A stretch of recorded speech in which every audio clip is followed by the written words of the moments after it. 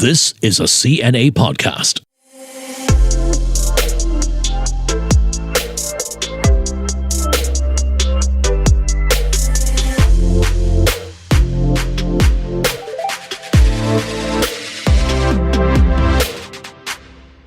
All right, just about set up. Wykit, thank you for speaking with me today. How are you doing? I'm good, thank you, Steve. All right, well, let's. I thought we'd start this episode a little differently. Are you ready for some quick-fire word association? Always ready for some fun, Steve. Okay, good to hear. Okay, I'll start with something, and you give me the first three words that come to your mind. Okay. We'll warm up with an easy one. Okay. Leong Wykit. Handsome. I'm not laughing, honestly. I'm not. Two more. Kind. Funny. You see how I'm taking this chance to sell myself, Steve? Yes, and so eligible as well. Eligible bachelor in CNA. Is that right? Fair to say? Yeah. Okay, next one. CNA correspondent. Work. Research. Fun. South China Sea. Complicated. China and warships. And that brings us nicely. USS Nimitz. Huge, crowded, exciting. Okay, thanks, Wykit. We're off to the perfect start. The U.S. is keen to flex its muscles in some of the world's most hotly contested waters. Now, the aircraft carrier Nimitz and the strike group it leads entered the South China Sea some 2 weeks ago, where it will carry out patrols to demonstrate America's commitment to the Indo-Pacific. My colleague Shahida Othman there explaining the Nimitz's arrival in the region in early January. It comes at a time of increased military presence in the area, with China, the UK, France and Australia also active in the disputed waters. Experts have warned of the risk of miscalculation, especially with no unified code of conduct. And that brings me back to Wykit. Wykit, you've just come back from the unique experience of actually being on the USS Nimitz. Tell me how you managed that sort of access, and what was it like landing on an aircraft carrier in the South China Sea? Right, Steve. It was basically an invite by the US Embassy, but journalists can basically write into any embassy in Singapore, and if they have a warship visiting the area, you can make a request to go on board that warship. It's funny you ask how it's like landing and taking off from the aircraft, because it's very exciting. We took a Greyhound, which is basically a carrier for cargo, from one of the military bases in Singapore. 2 hours it took us to reach the South China Sea where the USS Nimitz was.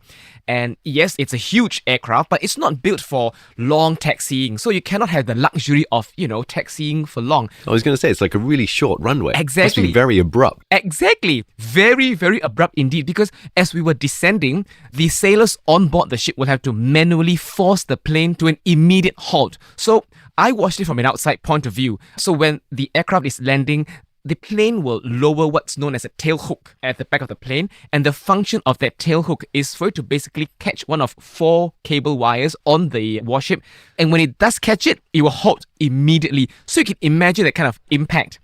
Upon takeoff, you will go from 0 to more than 200 km per hour in just a couple of seconds. And I managed to take a video filming me and my cameraman's reactions. I'm going to play it for you to see. Of course, our viewers can only hear the background noise of Okay, I'll do my best to describe what's happening. Okay, so this is moments before we took off. Okay, you're looking quite comfortable there. And there you see the impact. Yes, your head's just shot forward. Exactly. And if you notice, I was smiling, but in fact, I was smiling because I couldn't have any other expression. In that 4 seconds or so, I was frozen. I couldn't do anything except capture my last facial expression. And that's the kind of impact that you have. So I must say, it's quite the experience, Steve. Remarkable to see some impact on your body just coming to that halt so quickly. Yeah. Now, fill us in on some of the details so we can get a better idea of what it's like on an aircraft carrier of this size. How big is it? How many people are on board?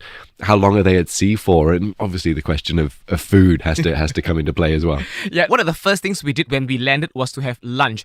But Steve, I didn't have much of an appetite because the moment I landed, I'm not ashamed to say this, I felt seasick. So I didn't eat much. But it is huge. Unfortunately, we didn't have a drone shot of the aircraft carrier, but it's roughly the size of a cruise ship.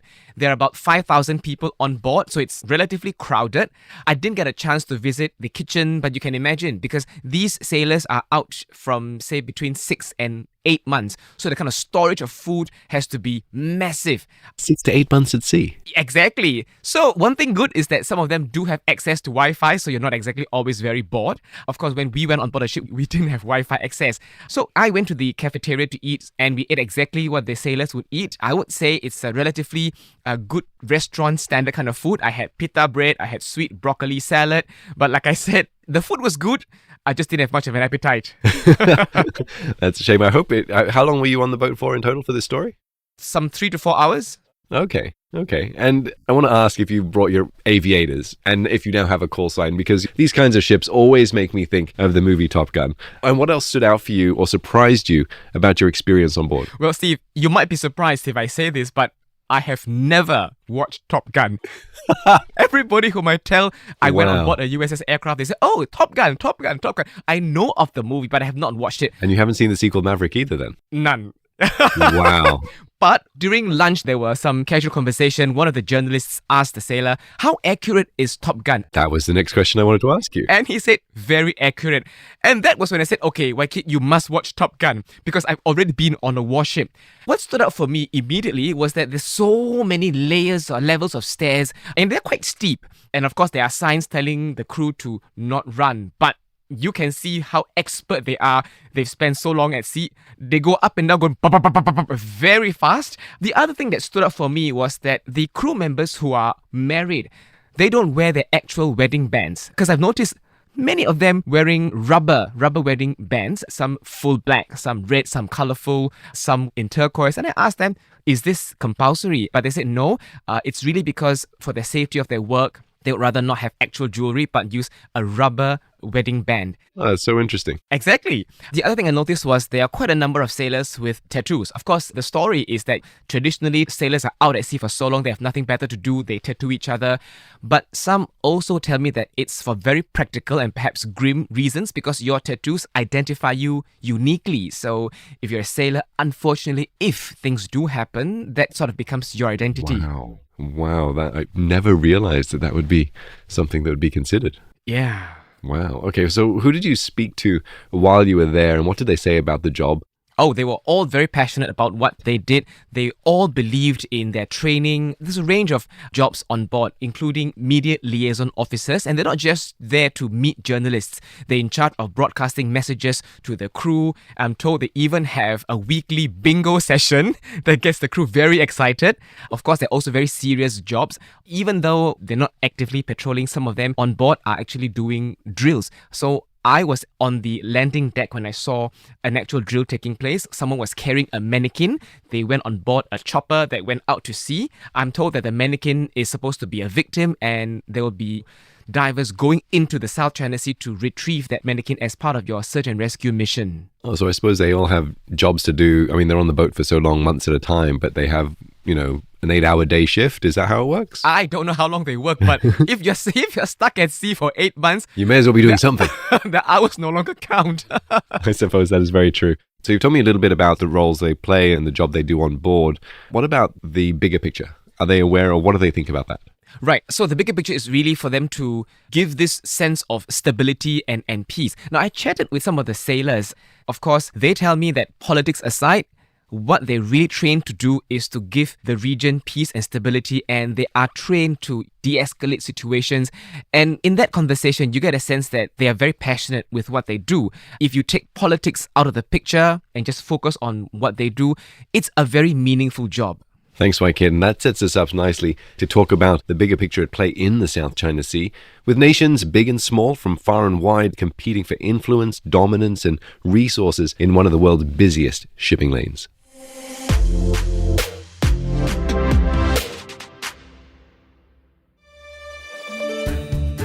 Are you looking for ways to make your money work harder for you?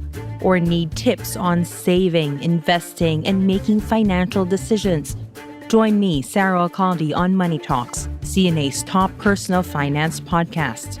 From investment basics to the FIRE movement and legacy planning, I look at financial trends and news stories that matter to you. Check out our complete playlist on the CNA app, Apple and Google Podcasts, or Spotify. You can also follow us or subscribe for new weekly episodes.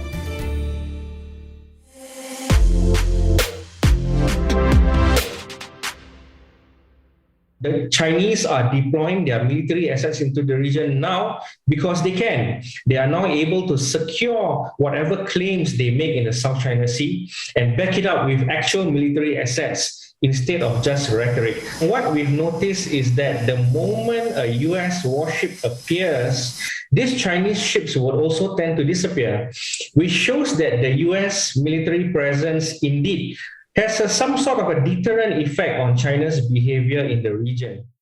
That's Rizwan Rahmat, Principal Defense Analyst at Janes. He's part of Waikit's story on his visit to the Nimitz, which you can find on cna.asia.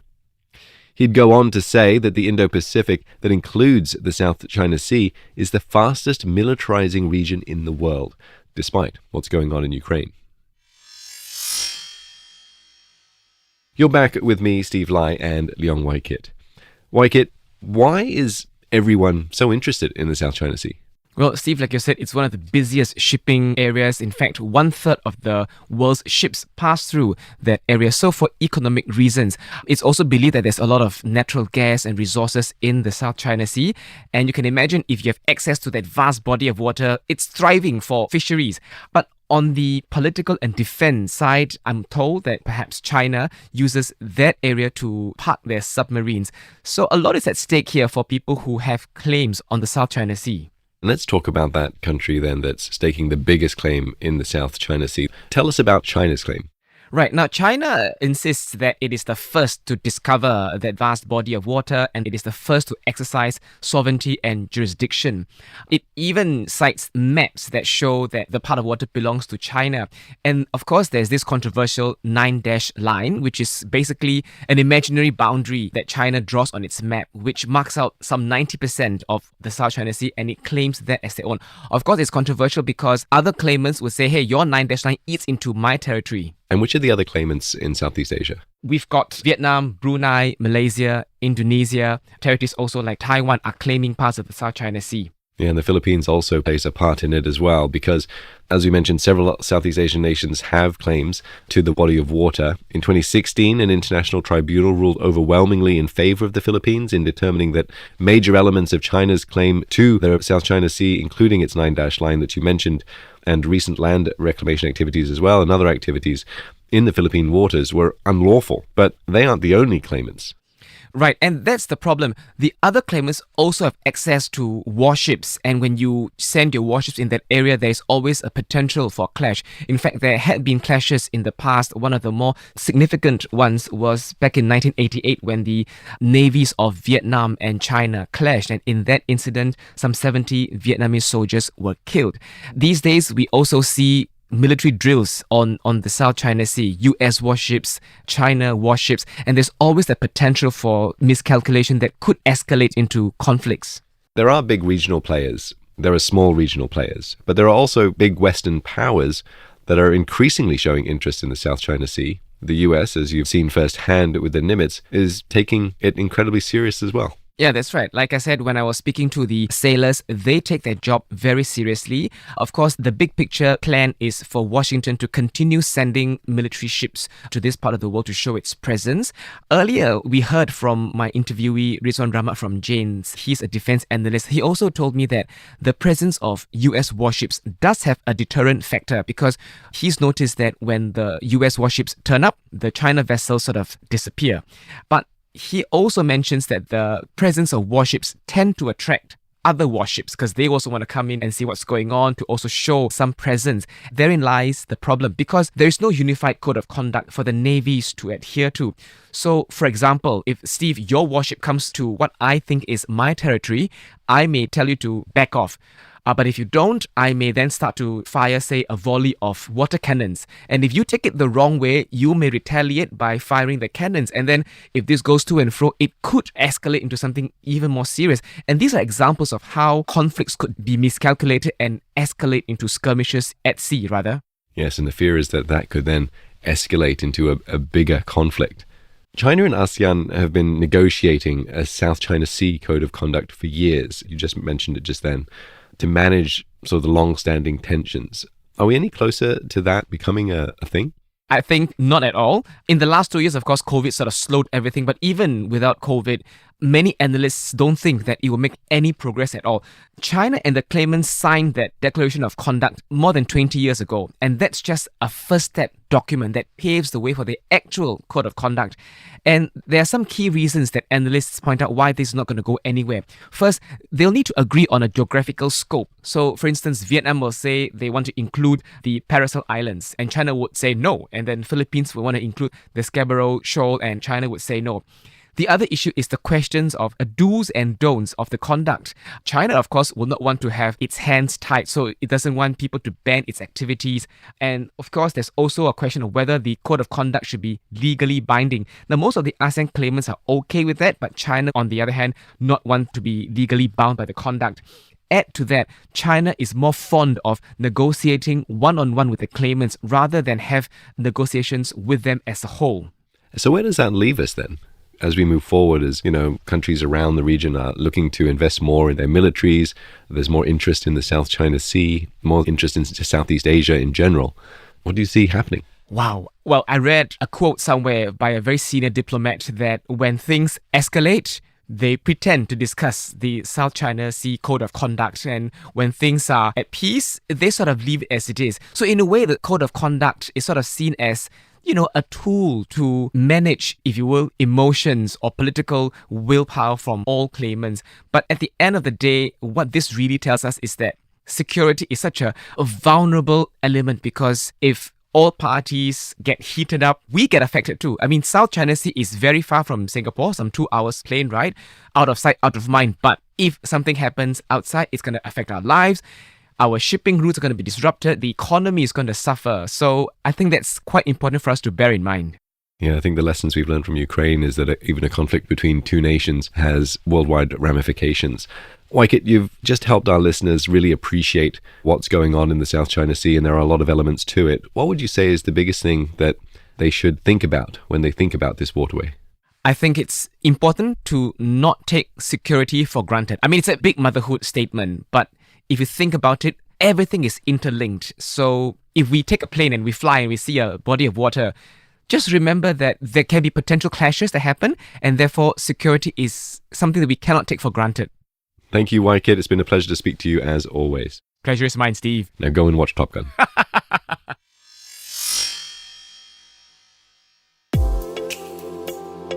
As I'm sure you've realized, there's no easy fix to the South China Sea conundrum.